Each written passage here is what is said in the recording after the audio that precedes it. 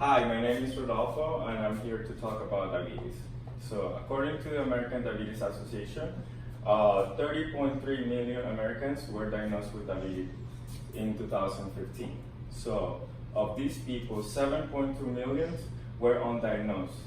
So, in my family, my grandmother and my mother, they suffer from diabetes, so they require a strict diet and also glucose monitoring to control their diabetes.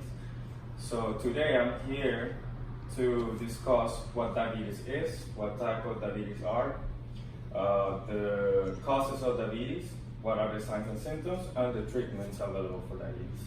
So let's first discuss what is diabetes. Diabetes mellitus is a disease of the body in which the body cannot process the sugars that you consume. So when you ingest food, this food is converted into glucose, and you need insulin to process this glucose.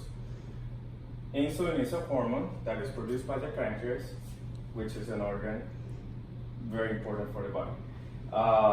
Without insulin, your body cannot uptake this glucose coming from the food, and then it will not have energy for cellular metabolism. So now that you know what diabetes is, so let's discuss about the types of diabetes. There are two types of diabetes.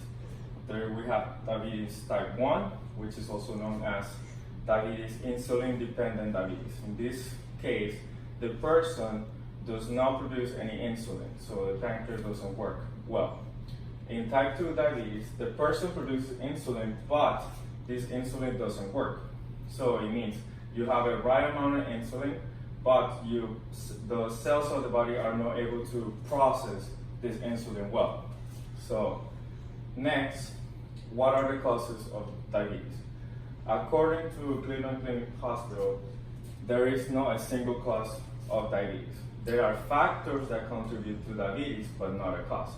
So factors are family history, maybe race. So if you are Hispanic, if you are Native American, if you are African American, Pacific Islander, so you are more likely to suffer from diabetes. Also, being overweight is another cause. Some medications, such as blood pressure medication and steroids, are also the cause of diabetes. Autoimmune diseases that affect the pancreas, which is the organ that we discussed before that produces the insulin, that's another cause of diabetes. So the signs and symptoms. This is very important because there's only 3 symptoms that are very typical of this disease. So is it increased thirst, increased hunger, and increased weight loss. So these are the 3 symptoms that are for that. So treatments for diabetes. So it depends on which type of diabetes you have is the treatment available. If you have type 1, we discussed it was insulin dependent, the person needs to have insulin injected. So depending, every time that the person is gonna eat, they have to give themselves a shot. So they can, or now, if they don't do that, then the body cannot take this glucose coming from the food that they just ingested. In type 2 diabetes, this is because there are factors that create this diabetes, not like something you're born with. So you first control it with exercise, diet.